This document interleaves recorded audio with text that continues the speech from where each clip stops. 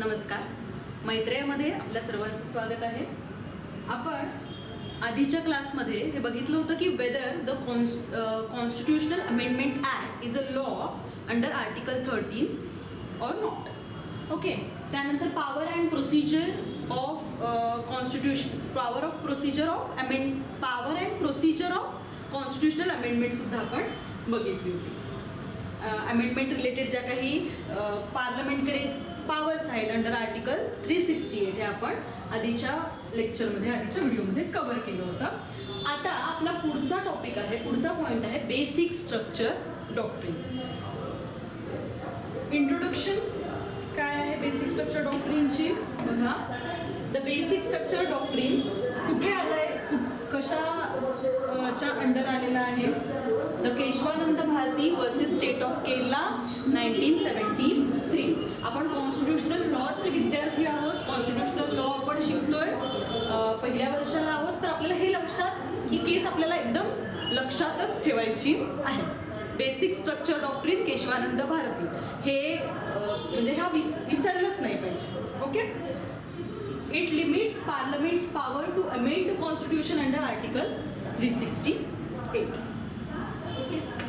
368 under पार्लमेंटकडे खूप जास्त कशा पॉवर्स नाही आहेत, जसं त्यांना मन मानेल किंवा मनाला वाटेल तशा वापरता येणार नाही आहे.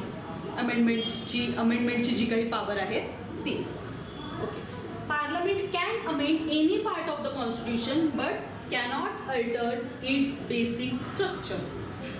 ओके. ज्युडिशियल डेव्हलपमेंट्स आपण बघणार आहोत. मी जसं आधीच्या लेक्चरमध्ये सांगितलं होतं की बेसिक स्ट्रक्चर डॉक्ट्रिन हे इव्हॉल्व झालेलं आहे. केसेस खूप साऱ्या केसेसमधून ते आपल्या समोर आलेलं आहे. असं अचानक समोर आलेलं नाही किंवा अचानक आकाशातून पडलेलं नाही. बघूया काय आहे. फर्स्ट अमेंडमेंट 1951 मध्ये झाली होती, ज्यामध्ये 31A, 31B आणि 9th शेड्यूल ॲड करण्यात आलं होतं. 31A हे प्रॉपर्टी रिलेटेड. 31 बेसिकली काय होतं, राईट टू प्रॉपर्टी होतं. 31A मध्ये असं सांगण्यात आलं होतं की हा राईट आहे, पण गव्हर्नमेंटकडे ही पॉवर आहे की ती तुमची प्रॉपर्टी काढून घेऊ शकतं.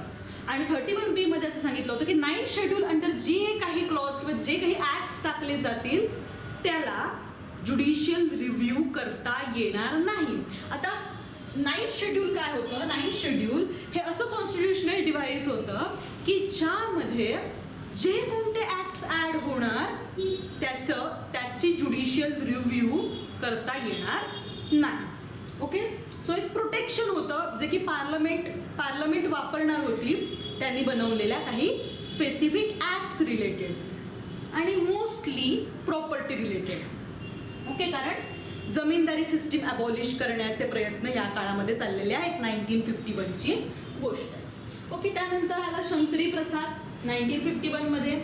ते म्हटलं सुप्रीम कोर्टने अपहेल्ड केली constitutionality of the first amendment act की हो बरोबर आहे. ओके. Well and good. पार्लमेंटकडे ऑथॉरिटी आहे, करा अमेंड, जे काही करायचं ते करू शकता, बिनधास्त करा, इन्क्लुडिंग फंडामेंटल राईट्सला तुम्हाला बदलायचं बदला, असं जे काही म्हणणं आहे ते शंकरी प्रसादमध्ये कोर्टानं दिलं. ओके. त्यानंतर आलं 17th अमेंडमेंट. 17th अमेंडमेंटमध्ये it primarily focused on land reforms and the protection of state laws related to land acquisition by amending article 31A and adding certain state enactments to 9th schedule. Okay. काही land reforms आले होते आणि protection of the state laws होते related to land reform. पंजाबचा act होता, वेगळ्या स्टेटचे वेगळे लँड ॲक्विजिशन रिलेटेड काही ऍक्ट्स आलेले होते. सो त्यांच्या amendment related by amending article 31A and adding certain enactments in 9th schedule. आणि काही अमेंडमेंट्स 9th शेड्यूलमध्ये घालण्याच्या संदर्भातली ही 17th अमेंडमेंट होती. आणि ह्या अमेंडमेंट नंतर बघा Sajjan Singh versus state of Rajasthan ही केस आलेली आहे. ओके. या केसमध्ये काय झालं होतं तर the Supreme Court upholding the validity of 17th amendment held that parliament has the authority to amend any part of the constitution including any fundamental right. Okay, Shankari Prasad मध्ये काय म्हटलं होतं? ओके, तुम्ही अमेंड करू शकता, पार्लमेंटकडे पॉवर आहे, ते काहीही अमेंड करू शकतात अंडर आर्टिकल 368. ओके, त्यानंतर आलं 17th अमेंडमेंट आली, अजून काही गोष्टी ॲड करण्यात आल्या 9th शेड्यूलमध्ये, भरभरून गोष्टी टाकण्यात आल्या. काही पर्टिक्युलर स्टेट्सचे land acquisition related, land reforms related acts होते, ते सुद्धा यामध्ये ॲड करण्यात आले. आणि मग ते चॅलेंज झालं कशाच्या, कोणत्या केसमध्ये? तर सज्जन सिंगच्या केसमध्ये. तिथे सुद्धा जे काही कोर्ट होतं त्यानं 17th अमेंडमेंटची जी काही कॉन्स्टिट्युशनॅलिटी होती ती अपहेल्ड केली. म्हटले ओके, करू शकतं, असंच म्हणते अजून सुद्धा पार्लमेंट. बघा की कोणतीही गोष्ट कोर्ट म्हणते असं की कोणतीही गोष्ट पार्लमेंट काय करू शकते? अमेंड करू शकते. नंतर एक जजमेंट आलं which is very important, IC Golaknath and others versus state of Punjab 1967ची केस आहे. Supreme Court in this case established that parliament cannot amend fundamental rights, overruled both Shankari Prasad and Sajjan Singh case. Shankari Prasad मध्ये म्हणून होते करू शकता, सज्जन सिंग मध्ये म्हटलं करू शकता, गोलकनाथ म्हटलं नो, फंडामेंटल राईट्स तुम्ही काय करू शकत नाही, फंडामेंटल राईट्स तुम्ही बदलू शकत नाही, फंडामेंटल राईट्सला हात लावायचा नाही, कारण ते खूप इम्पॉर्टंट आहे, त्याच्यामुळे पार्लमेंटला वाटेल तसा बदल फंडामेंटल राईट्समध्ये करता येणार नाही, असं जजमेंट देऊन टाकलं कोर्टानं IC गोलकनाथ या केसमध्ये. अच्छा, आता बघा परत हे कोणाच्या इगोवर आलंय? हे इगोवर आलंय पार्लमेंटच्या. पार्लमेंट म्हटलं करू शकत नाही, का करू शकत नाही? आम्ही करणार, आम्हाला करायचंय.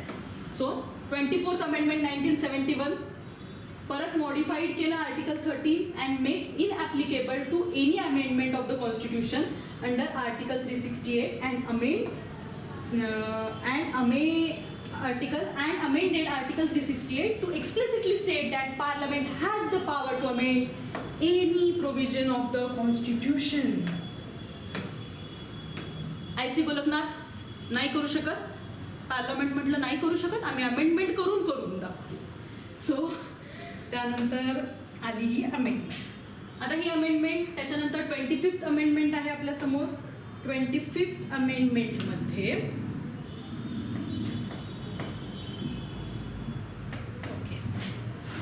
25th amendment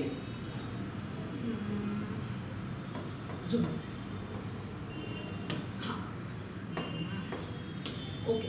25th amendment 1971 fundamental rights to property allowing the government to acquire private property for public use with compensation determined by parliament, not the courts, and exempted certain laws related to directive principles of the state policy from judicial review. Okay. 75th amendment आली पुन्हा 25th amendment आली, त्याच्यामध्ये सांगितलं की जे काही property related काही lodge आहेत त्याला बाजूला ठेवलं गेलं फंडामेंटल राईट्सला, आणि म्हटलं की गव्हर्नमेंटकडे ही पॉवर आहे की ते काय करू शकतात, ॲक्वायर करू शकतात कोणाचीही private property for what purpose, for public use. Okay. which compensation determined by parliament, not the courts, and exempted certain laws relating to directive principles. आणि जर काही डायरेक्टिव्ह प्रिन्सिपल्सला अंमलात आणण्यासाठी फंडामेंटल राईट्स व्हायोलेट होत असतील तर होऊ द्यात, आणि त्या ज्युडिशियल रिव्ह्यूच्या कक्षेमध्ये येणार नाही, ज्युडिशियरीला याच्यामध्ये कोणताही से असणार नाही. आणि ज्यांची प्रायव्हेट प्रॉपर्टी काढून घेणार आहोत त्यांना कंपन्सेशन मिळेल, पण ते कंपन्सेशन ठरवणार कोण? पार्लमेंट ठरवणार, कोर्ट नाही. असं 25th अमेंडमेंटमध्ये ही 25th अमेंडमेंट करण्यात आली. ओके. त्याच्यानंतर 26th अमेंडमेंट आहे आपल्यासमोर 1971ची. ओके. 26th अमेंडमेंट आहे. यामध्ये काय झालं होतं, abolish the privy purses and privileges of the former rulers of princely state effectively ending their special status and financial benefits. जमीनदारी सिस्टीम आहे, परत प्रिव्ही पर्सेस होत्या, म्हणजे जे प्रिन्स होते आधीच्या काळात. बघा, ब्रिटिशर्स जरी राज्य करत असले तरी अनेक असे काही संस्थानं होती की ब्रिटिशर्स जाईपर्यंत किंवा गेल्यानंतर सुद्धा प्रॉमिनंटली आपल्या आपल्या प्रोव्हिन्समध्ये काम करत होती. प्रिन्सेस होते. सो ह्या प्रिन्सेसना काही स्पेशल काय मिळत होत्या, प्रिव्हिलेजेस मिळत होते. ओके, काही फॉर्मर रूलर्स होते, त्यांचे काही प्रिव्हिलेजेस इंटॅक्ट होते. आता ते काढून घेणं होतं, कारण आपल्याला एक डेमोक्रॅटिक सिस्टमकडे जायचं आहे. आपण एक डेमोक्रेसी एक्सेप्ट केलेली आहे. सो त्या अनुषंगानं ही 26th अमेंडमेंट करण्यात आली, ज्याच्यामध्ये प्रिव्ही पर्सेसला काय करण्यात आलं, अबॉलिश करण्यात आलं. त्याच्यानंतर 29th अमेंडमेंट आहे, added to Kerala land reform acts to 9th schedule. 9th शेड्यूलमध्ये टाकलं म्हणजे काय झालं, त्याला ज्युडिशियरीला काय करता येणार नाही, रिव्ह्यू करता येणार नाही. तो केरलाचे 2 लँड रिफॉर्म ॲक्ट्स काय करण्यात आले याच्यामध्ये, 1969 आणि 1971चे हे 2 लॉज होते, ते 9th शेड्यूलमध्ये टाकण्यात आले. आता यामध्ये आपल्याला काय करता येणार नाहीये, ज्युडिशियरीला काय करता येणार नाही, रिव्ह्यू करता येणार नाही. Granting them protection under article 31B and ensuring their validity. ते व्हॅलिड आहेत आणि त्यांना 31A अंडर प्रोटेक्शन आहे, असं 29th अमेंडमेंट करण्यात आली. 1972ची आहे. आणि आपलं जजमेंट कधीच आहे, केशवानंद भारती 1973च आहे. ओके, ह्या सगळ्या अमेंडमेंट झाल्यात बघा, 24, 25, 26, त्याच्यानंतर ही 29. आपल्याला एक पॅटर्न दिसतोय की पार्लमेंट काय करतंय, पार्लमेंट लँड रिफॉर्म्सच्या रिलेटेड प्रचंड सिरियस आहे आणि त्यांना जमीनदारी अबॉलिश करायची आहे, पण त्याचबरोबर त्यांना असं वाटतं की त्यांच्याकडे एक अनलिमिटेड पॉवर आहे की ते काहीही कॉन्स्टिट्यूशनमधलं अमेंड करू शकतात. आता फंडामेंटल राईट्सवरती आपण का सतत बोलतोय, कारण लक्षात घ्या, राईट टू प्रॉपर्टी कशाच्या अंडर होतं, फंडामेंटल राईट्सच्या अंडर होतं, पार्ट 3 अंडर 4 करत होतं. ओके, ठीक आहे. आता आपलं जजमेंट आपण बघूया, important. Okay, 24th amendment along with 25th, 26th and 29th amendment were challenged in Keshwanand Bharti versus State of Kerala 1973. So basic structure ची आपली important case Keshwanand Bharti versus State of Kerala 1973. Establish the basic structure doctrine. Parliament cannot amend the basic structure of the constitution. Okay. So ही जी 1973ची case होती त्यामध्ये काय आलं, एक बेसिक स्ट्रक्चर देण्यात आलं आणि बेसिक स्ट्रक्चर डॉक्ट्रीन काय झालं आपल्या समोर आलं. कशाला चॅलेंज केल्या होत्या, आधीच्या आपण ज्या काही अमेंडमेंट्स पाहिल्या त्या सगळ्या अमेंडमेंट्स या केशवानंद भारती केसमध्ये चॅलेंज झाल्या होत्या. केरलाचे 2 लॉज होते जे बघा 9th शेड्यूलमध्ये टाकण्यात आले होते. सो त्या अनुषंगानं ही केस उभी राहिली होती आणि बेसिक स्ट्रक्चर डॉक्ट्रीन आपल्या समोर आलं. त्यानंतर आहे इंदिरा गांधी वर्सेस राजनारायण 1975ची केस. ही फर्स्ट केस होती ज्यामध्ये बेसिक स्ट्रक्चर डॉक्ट्रीन यूज झालं होतं. ओके, पहिल्यांदा कोर्टानं कोणत्या जजमेंटमध्ये बेसिक स्ट्रक्चर डॉक्ट्रीन वापरलं, इंदिरा गांधी वर्सेस राजनारायण. ओके, इंदिरा गांधीवरती ॲलिगेशन्स होते माल प्रॅक्टिसेसचे. राजनारायण यांनी ती केस केली होती. यामध्ये स्टक डाऊन झालं 39th अमेंडमेंट ॲज अनकॉन्स्टिट्युशनल. बघा, अमेंडमेंट आत्तापर्यंत काय होत नव्हत्या, चॅलेंज करू शकत नाही. या केसमध्ये ही जी 39th अमेंडमेंट होती जी इंदिरा गांधींनी खूप गडबडीमध्ये केलेली होती, सो तिला अनकॉन्स्टिट्युशनल ठरवण्यात आलं. Okay, declare free and fair elections as a part of basic structure. Free आणि फेअर इलेक्शन्स हे काय आहेत, बेसिक स्ट्रक्चरचा पार्ट आहेत असं या केसमध्ये सांगण्यात आलं. त्यानंतर Minerva mills versus union of India 1980ची केस.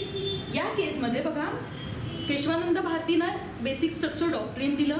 इंदिरा नेहरू गांधीमध्ये ते पहिल्यांदा वापरण्यात आलं राजनारायण या बेसिकली त्या केसमध्ये. आणि त्याच्यानंतर Minerva mills versus union of India या केसमध्ये काय झालं, ते स्ट्रेंथन झालं. Struck down parts of the, आणि मग बघा 42nd जी अमेंडमेंट होती त्यातले पण बरेचसे पार्ट्स काय करण्यात आले, स्टक डाऊन करण्यात आले. And that gave unlimited power to the parliament. ह्या अमेंडमेंटमध्ये असे काही पार्ट्स होते किंवा अशा काही प्रोव्हिजन्स होत्या की ज्या पार्लमेंटला अनलिमिटेड पॉवर्स देत होत्या, unlimited amending powers. Okay, so त्या स्टक डाऊन करण्यात आल्या. Wamanrao versus union of India. बघा, हे पण एक जजमेंट एक इम्पॉर्टंट आहे, कारण ह्या Wamanrao versus union of India 1981मध्ये काय सांगण्यात आलं होतं की जे बेसिक स्ट्रक्चर डॉक्ट्रीन आहे ते अंमलात यायच्या आधी ज्या गोष्टी झाल्या, म्हणजेच रेट्रोस्पेक्टिव्हली हे डॉक्ट्रिन काम करणार नाही. आधी ज्या गोष्टी झाल्या त्या झाल्या. आता प्रोस्पेक्टिव्ह असेल किंवा पुढे जाऊन आपल्याला विचार करायचा आहे. Okay, stated that amendments made before Kesavananda Bharati. So आपल्याला जेव्हा आपण कुठलंही रिझनिंग बघतो तेव्हा आपल्याला एक तारीख लक्षात ठेवायची आहे, ते म्हणजे 24 एप्रिल 1973. आता याच्या आधीच्या ज्या काही गोष्टी झालेल्या आहेत त्या व्हॅलिड आहेत. ओके, आत्तापर्यंत जे काही झालंय, भले ते बेसिक स्ट्रक्चरला व्हायोलेट करणार असू दे, तुम्हाला अजून काही वेगळं वाटत असेल, ते व्हॅलिड आहे. But future amendments must follow the basic structure doctrine. Okay, हे Wamanrao versus union of India या केसमध्ये सांगण्यात आलं होतं. Okay,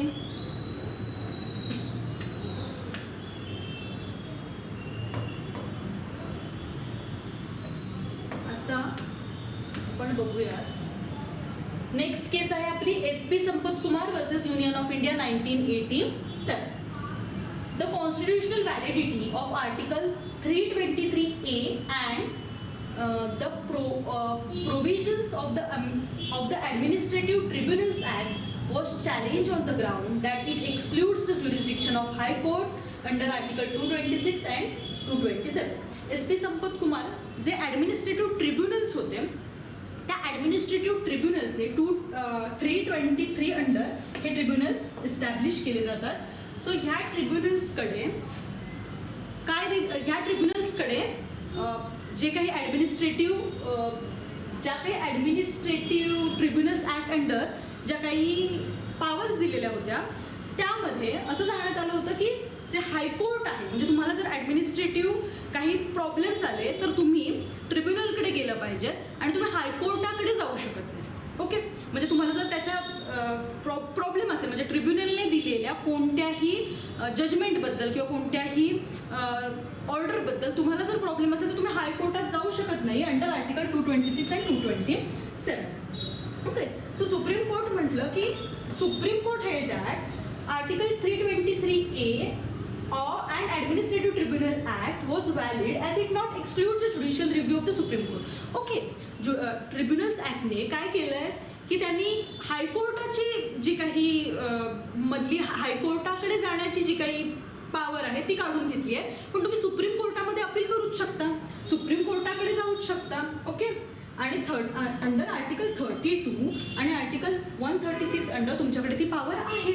So it was not proved beyond a reasonable doubt that Article 323A and Administrative Act destroys the basic structure and court upheld the validity. So court म्हटलं की याच्यात काही basic structure वगैरे व्हायोलेट होत नाहीये. ॲडमिनिस्ट्रेटिव्ह ट्रिब्युनलला पण त्याचं काहीतरी इम्पॉर्टन्स आहे, त्याच्यामुळे त्यांनी ती मधली गोष्ट काढून टाकली जी की हायकोर्टाकडे जाता येणार नाही, पण तुम्ही सुप्रीम कोर्टाकडे जाऊ शकता. ओके, त्याच्या जर ट्रिब्युनलच्या डिसिजनचे तुम्हाला प्रॉब्लेम असेल तर. नंतर L Chandrakumar versus union of India 1997ची ही केस आहे. बघा, SP संपत कुमारमध्ये काय झालं होतं, हायकोर्टाकडे जाता येणार नाही असं म्हटले होते. आता एल चंद्रकुमारमध्ये ते म्हणतायत की सुप्रीम कोर्टात सुद्धा जाता येणार नाही अपील करायला. The provisions of the administrative tribunal act were already amended by the time of the decision of this case. So it decided on the validity of 323A and 323B. Supreme Court struck down the clause 2D of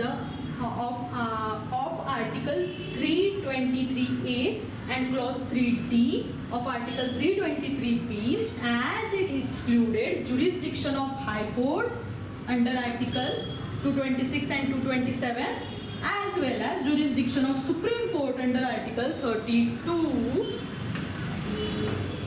under article 32. Okay, म्हणजे दोन्हीच्या तुम्ही काय करताय, जे काही appeal करण्याच्या ज्या काही राईट्स आहेत ते काढून घेत आहे, तर ते योग्य नाही आहे, बरोबर. Which damages the provisions of the judicial review which is basic feature of the constitution. Judicial review हे बेसिक फीचर आहे, सो त्याला डॅमेज होत आहे because of what, because of this 323 मधली अमेंडमेंट की ज्याच्यामध्ये हायकोर्टात सुद्धा तुम्हाला अपील करता येणार नाही आणि सुप्रीम कोर्टात सुद्धा जाता येणार नाही.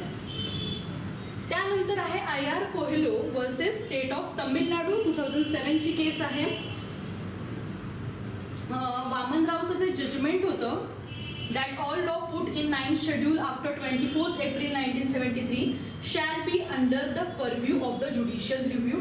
त्यानंतर IR कोहिलोमध्ये सांगितलं की असं कसं ह्याच्या अंडर जे आधी जे ठेवलेलं आहे म्हणजे याच्या आधीच्या चुकीच्या गोष्टी घडल्या त्याला आपण असंच ॲक्सेप्ट करून टाकायचं तर ते चालणार नाही. Okay, so laws placed in the 9th schedule were challenged. It was argued that any unconstitutional law, even in 9th schedule, which is immune to judicial review, should be removed. Okay, judicial review करता येऊ शकतो आणि जे काही 24 एप्रिलच्या आधीचं असू देत नंतरचं असू देत कोणतीही गोष्ट जी अनकॉन्स्टिट्युशनल आहे ती 9th शेड्यूलमध्ये ठेवलेली असली तरी सुद्धा 9th शेड्यूल अंडरपुट केलेली असली तरी सुद्धा ती काय असणार आहे वॉइड असणार आहे किंवा ती रिमूव्ह केली जाऊ शकते. इम्युन टू ज्युडिशियल रिव्ह्यू आहे. आता आपण हे पूर्ण बेसिक स्ट्रक्चर डॉक्ट्रिन पाहिलं एक टाइमलाईन पाहिली फर्स्ट अमेंडमेंट पासून ते अगदी आता हे IR कोहिलोचं जजमेंट आहे.